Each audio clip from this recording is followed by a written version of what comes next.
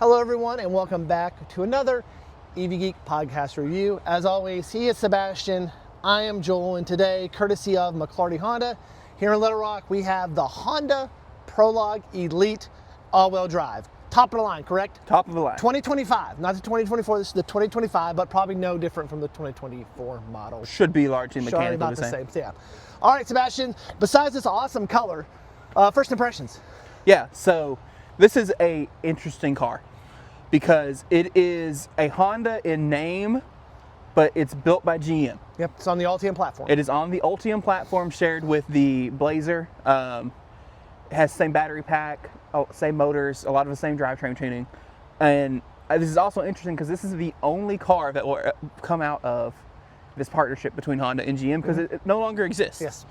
They're still building these, but they have no plans to build any other vehicles together. And they're selling really well in the United States. And the Prologue is selling really well. Top 5 in the United States right now, Prologue EV with EV sales, yes.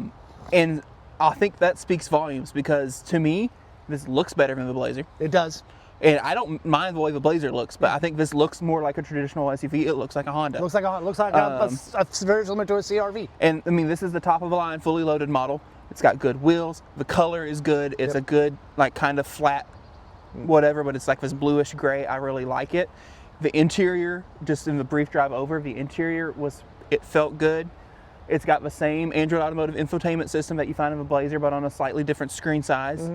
And like, it has all the good tech, but then has good Honda styling and whatnot. And so, yeah, I'm super pumped about this one, and I'm excited to see kind of why it is in the has been in the top 5 for a while now. Yep, for several months it's been one of the top 5 best EV sellers in America.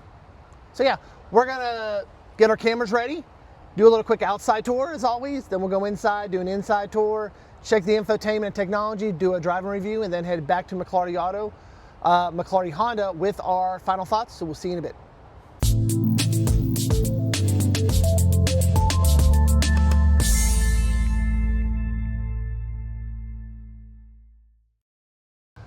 Alrighty, we are back. Sebastian, give us a quick tour of this Honda Prologue Elite All-wheel drive. All-wheel drive. Yeah, so just for starters, this color is called Sonic Gray. Sonic Gray. Just by the way.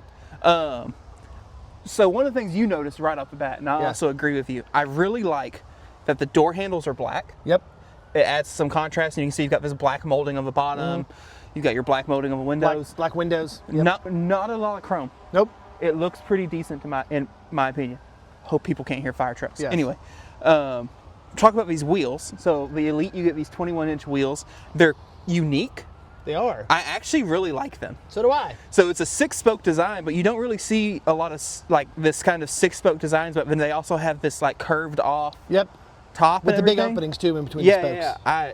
I kind of really like them. I think they're interesting. It's one of the more interesting wheels we usually see.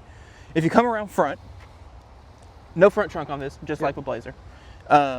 You have this kind of very slimline headlights. You got your fog lights down low. You've got this black kind of faux grille in the middle. I think it's really funny. So when I was doing research on this car to try to learn some stuff, I went to Honda's configurator. Honda will sell you a OEM accessory that sticks onto the grille and makes it look like it has an actual grille. So it makes it look like a nice vehicle. Yes. Which I think is really, really funny. Yes.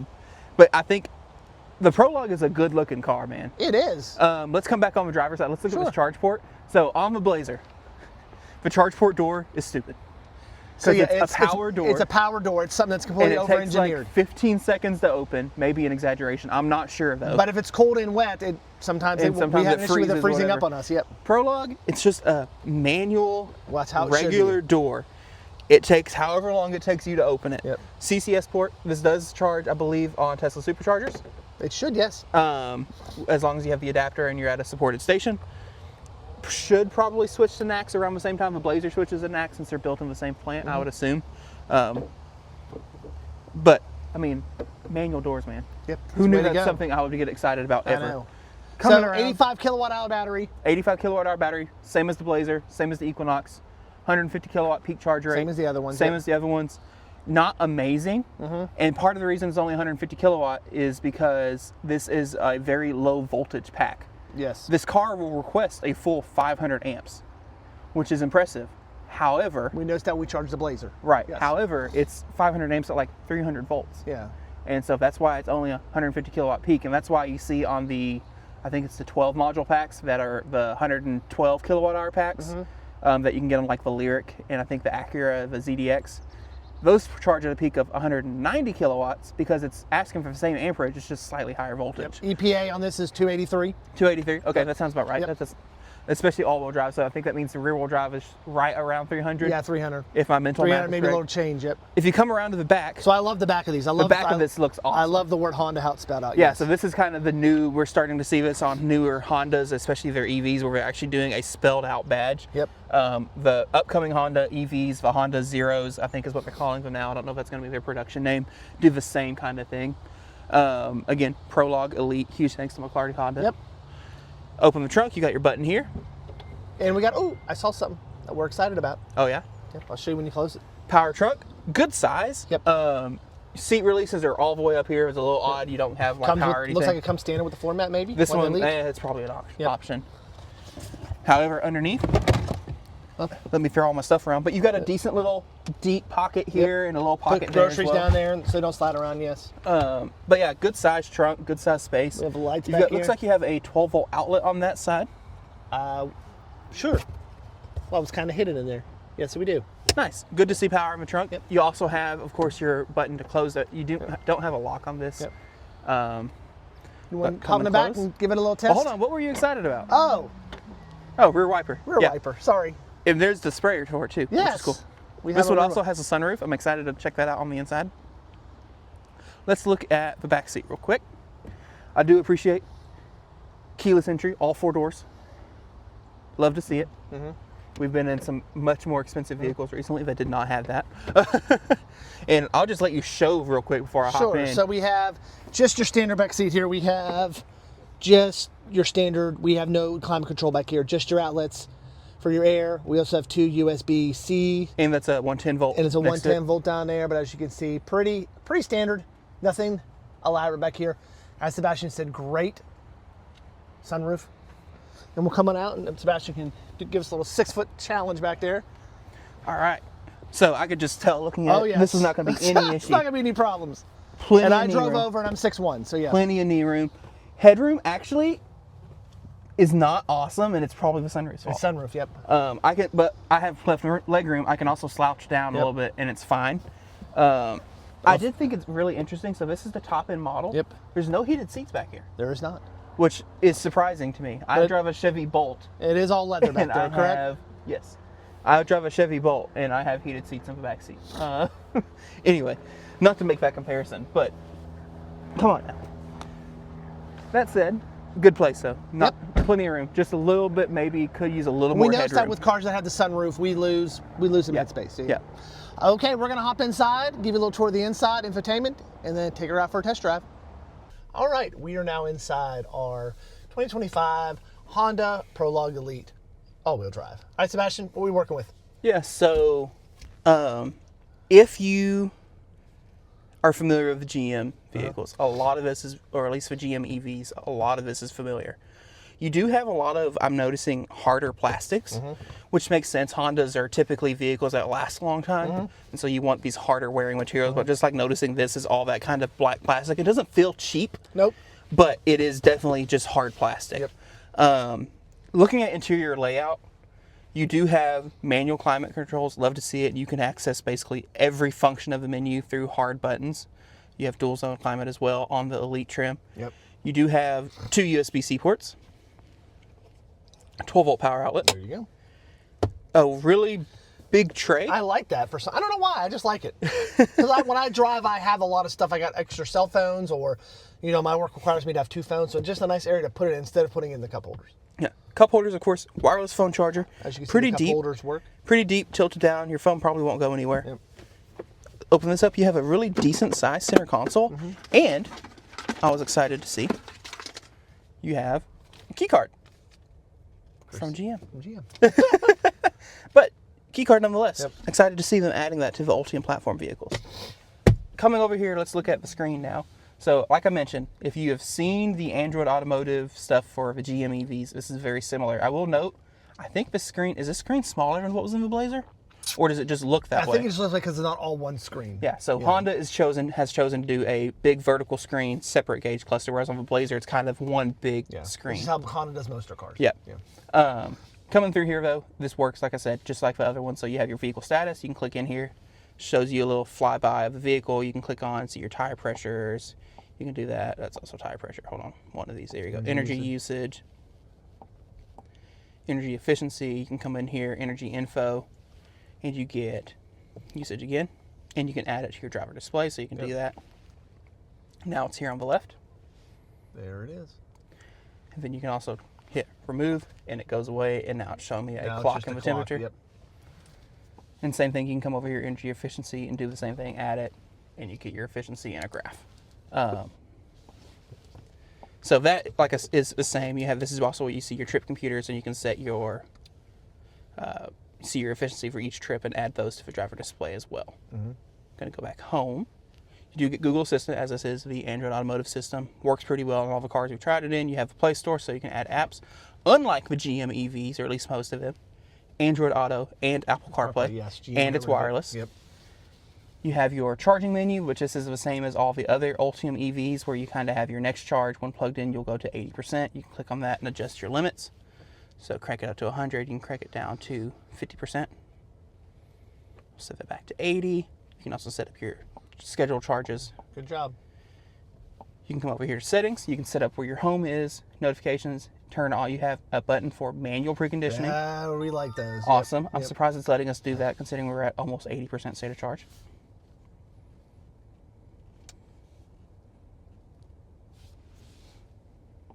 There you go, Sebastian. Anyway. Gotta be smarter than the car. You can set up a preconditioning temperature, so if you want it to reach at a certain time while you're charging, 72 degrees is what it's set to now, and you can set preferred charge times. So, just like all the other GM EVs. You have your camera menu. So you do have a 360 camera on the Elite trim, and you have all your buttons. So right now it's showing us forward camera. You can tap this. It'll show you rear camera. You can do a top down of the front, top down of the rear, and then down each side, front and back. It's a little grainy on the back camera. And then you can turn on and off your 360 view there. There you go. Super simple, and you have a button there for your guidelines, and you have parking sensors. Just very quickly tap them on right here. You get your settings. We'll get into that in a second. You do have ambient lighting in here, so it's hard to see because it has to be, the light sensor on the dash needs to know that it's dark for it to pop up, but it kind of comes up under the screen. Comes up over here and then in the door. Right here too. Yes. And so you can change colors, change brightness. You know. You can link it to your drive mode, so. Nice stuff. You have your climate menu, so this is kind of, again, you have hard buttons for all of this stuff. But you also can come in here on the screen and do it too, change your temperature, change your fan speed, where it's going, etc. Or you can just use the buttons. You can use the buttons. Swipe over. You have Wi-Fi hotspot here, audio, maps. You can go into maps. You can see it's Google Maps, as expected. Since it's still in demo mode, we have to do this every time we get in. There you go. And since it's Google Maps and Android Automotive, you can come in here and say you want to go to where we always go, Austin, Texas. Austin, Texas. Or I guess to Austin Airport, whatever. Yep, we're going there Close soon. enough? Yep. Sure. It's thinking. Thinks about it. Boom. Added charge stops. Worked fine. You can come in here. It says 4 stops, 2 hours charging. 30 minutes per stop about, yep. Once you charge in Hope for 35 minutes, Sulphur Springs for 30 minutes, 30 minutes, 30 minutes. Yep. Right on the money. So, I mean, worked pretty quick, works well. Easy peasy. One thing I don't know if you can do yet is if you can come in here. Okay, and you cannot add,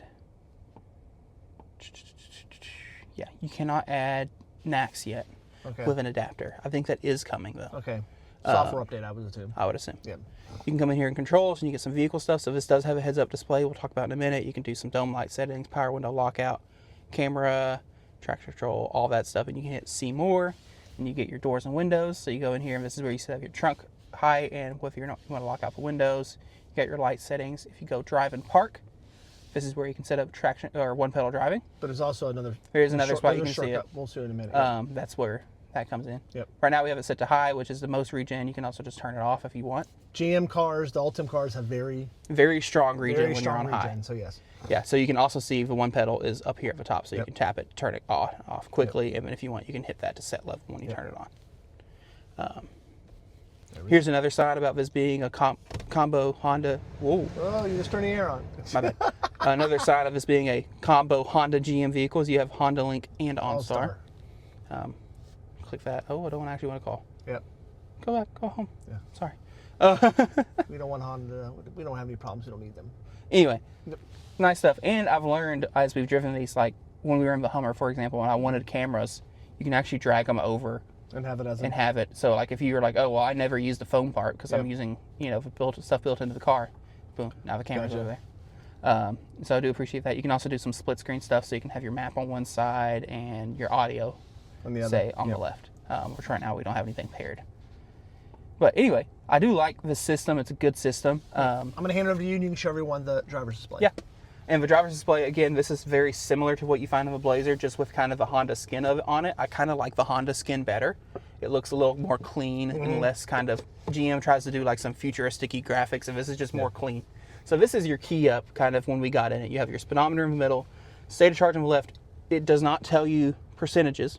The only way to tell the percentage is when you turn the car off, it comes up on the screen, and then when you get in the car, it's on the screen. Once you turn the car on, though, Same sounds as the GM car. same too. sounds as Yep. a GM car. But once you turn the car on, your percentage is gone. You just have the mileage on the You left. just have your mileage on the left. Yeah, so it's right now saying 221 miles remaining. Yep. We can just turn it off for a second. Yep. You do have your power meter on the left, so power up and regen down, and then how much your instant consumption is. So right now we're using 7 kilowatts just sitting here. I think we probably still have it preconditioning. We do. And then this again, if you have it, if you're telling it to set something to your driver's display, it pops up here. Your audio's on the left. You can hit this button, and now you get your Google Map on your gauge cluster, and then it kind of floats your speedometer and your power consumption there on the left, which I think One of the looks features really I good. love is having the map feature on there. Yep. Because sometimes people who are in the passenger seat don't need to see the map. Yep. Just whichever they're the driver. So, yeah. So yeah, I love that. And then you can hit it again, and you get kind of your driver's assistance view where you have your speed on the left, audio on the right, and then this is like your gap and your cruise control and whatnot. Coming on the steering wheel, you also have your button here for heated steering wheel, media controls, voice consistent. This has the GM buttons on the back of the steering wheel to adjust volume, and then you have your GM style regen paddle here on the left. And then you've got your wiper stalk, all very normal. This is the same shifter you find in like the Blazer, where you pull forward and down for drive, forward and up for reverse. Over here on the left, you have parking brake, sport mode, lane keep, auto hold, door controls, all very standard stuff. You do have a button here that you can power fold your mirrors, which is good for parking Car washes. and car washes Don't and take it through whatnot. don't take it through car wash, y'all. You've got your seat memory, a button for the easy entry exit. All that's very standard stuff. If you come up here, one thing you don't get on this that I'm pretty certain you would get on like a high-end Blazer is you don't have the camera. Yeah. The camera mirror, which is an interesting omission. You also have your controls here for your sunroof. So if you do this one, that should be the shade. Nice. I'm curious if it stops or if it just goes all the way. Nope, just goes all the way. Wow, it gets a whole lot darker in here. Does get a whole lot darker. Then you can tilt it and open it and Yep. all that too, which I'm not going to do because it's a little chilly So outside. kind of just looking at the back seat from here, looks very spacious. That leather looks nice. I like the orange accent in the leather as well. You see some little orange accent. You ready to take this baby for a drive? Yeah, let's take it for a drive. All right, we're going to get out of this parking lot and we'll join you here in a few minutes once we get out on the road. See you in a bit. All right, we are now on the road, got our camera set up. It makes the lovely sound like all the Ultium cars do, the lovely spaceship sound. I believe that's only for under 25 miles per hour. So. Correct. I am actually going to lower the HUD a little bit. I need it a little. Oh, you can adjust the HUD. Look at that. Yeah, so we didn't really talk about it that much. Yeah. But right now it's pretty basic. It's showing me a speedometer and it's giving me a little icon saying, it acknowledges there's a car in front of us.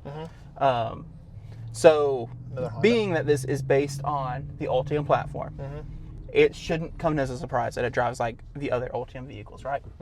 Which is not a bad thing. Nope. We've driven the Equinox, the Blazer. We've driven the Lyric. They all drive. Because other both. Ultium stuff we've driven before, like powertrain tuning is pretty dang good. Yep. The one pedal drive is remarkable. Like we're coming out here. It's a bumpy road. It's a little bit bumpy road, but like you get whatever, and you're getting like 60 kilowatts of regen at 22 miles an hour. Yep. You know, the road was a little bumpy right there, but that's not bad. This is not a pretty road. It kind of just very quickly though, it takes the bump and it just kind of goes away. It doesn't. There's no like weird flow, weird kind of rebound to it. It just kind of takes it and goes. The map up here, right there. There we go. So there you go. Kind of see what the map looks like when you're driving. Yeah, which I actually prefer. I believe you hit that button. You like perspectives? Yeah.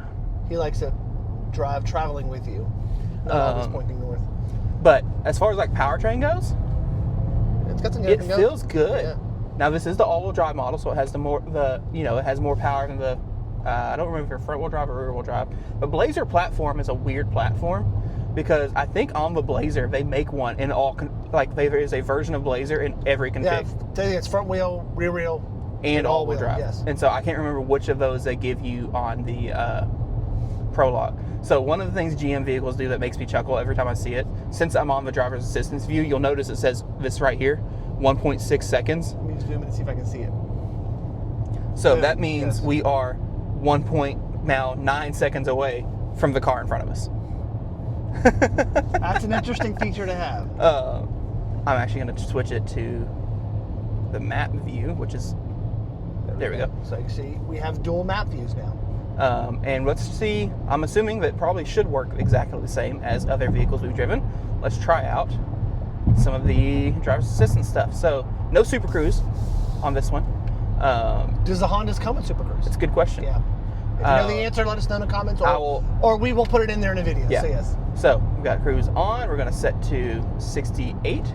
Adaptive cruise set to 68. And I need to come over here and make sure lane keep is on. That said, if it's like the GM vehicles, it's not lane centering. It is literally just a lot of ponging. It's going to ping pong you because you only get lane centering on the Ultium platform cars if you have Super Cruise, which is a bit of a bummer. Mm-hmm. Because it's a windy day out right now. Yeah. That said, adaptive cruise works fine. Yep. And out here on the highway, road noise isn't terrible. Nope. It's you can tell we were on slightly bigger wheels. Mm-hmm. I was started to say, we drove that Blazer a couple weeks ago, and I think it was quieter, but it was on smaller wheels. It was on 19s, I think. Yeah, it was like 18 or 19 These are 20. These are 21. So yes. But even saying it's a little noisier in here, but I remember being in that Blazer. However, it's still fine. We're not talking any louder than we were talking before.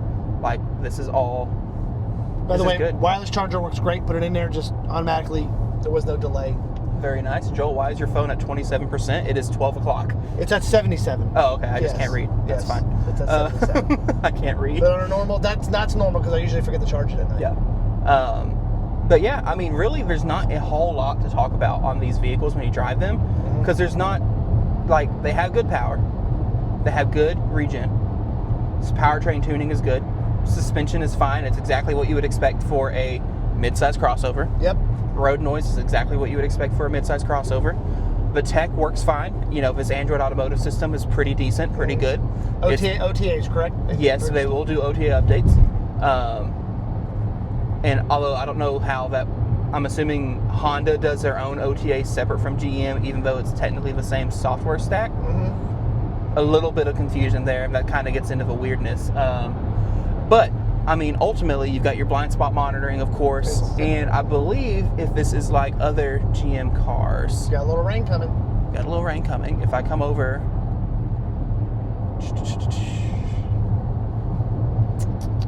and say I start to approach a line... Does it vibrate me? Does it vibrate in the seats? Oh, no, it's not. No, it's not yet. Oh, it disabled my lane keep. I think I was putting too much manual control into it. Anyway, Bose sound system, in case we didn't say. Yep, Bose sound system on the Elite. What I noticed about this car, it's a very long dash. Yes, which helped us out for mounting cameras and such. Because we recently just reviewed a Polestar, which had a very short dash. Had a very small window, very small dash. Yep. But yeah, I mean, there's really not that much to get into on this about how it drives, because it drives like you would expect a mid-size crossover to drive. Yep. Which is great, and that probably explains why they're selling so well. It's because it's a familiar feeling vehicle. Yep. If you're already in a CR-V or a Pilot or a Passport or whatever, you can get in one of these and it's like, oh, I'm still driving. It's just a car. Yep. which is not a bad thing. No, it's not. All right, we're going to wrap up this drive, head back to McClarty Honda, who's been gracious enough, Reese and his team out there, to let us have this car for a few hours, and we'll try to beat the rain back, and we'll see you here shortly. All right, we have made it back here to McClarty Honda. Huge shout out to Reese and the team here again for letting us borrow this Honda Prologue Elite all-wheel drive for the day. So, Sebastian, as always, final thoughts? Yeah, so I actually really like this thing. I think I like it a little more than the Blazer. Even though, It's just easy to drive. They're very largely Yeah. the same, but there's some stuff in here that makes more ergonomic sense to me. Mm-hmm. And yeah, That's our word of the day. that is a word of the day based on, Ergonomics. apparently. Other reviews. Ergonomics. You'll hear that a lot in our videos. But yeah, it's just like I kind of like the way the interior is laid out a little bit better. I like the more traditional, very upright screen. Even though it is a little far away, I still like, and I like having all the climate control buttons and all that. And I don't know, I like the way this looks a little bit more than the Blazer. It drove pretty much the same, which is not a bad thing.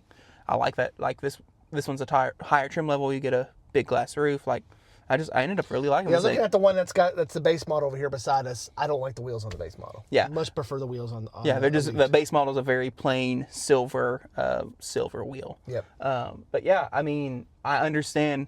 It makes sense why this hasn't been like the top 5 selling EVs in the U.S. for the last couple months.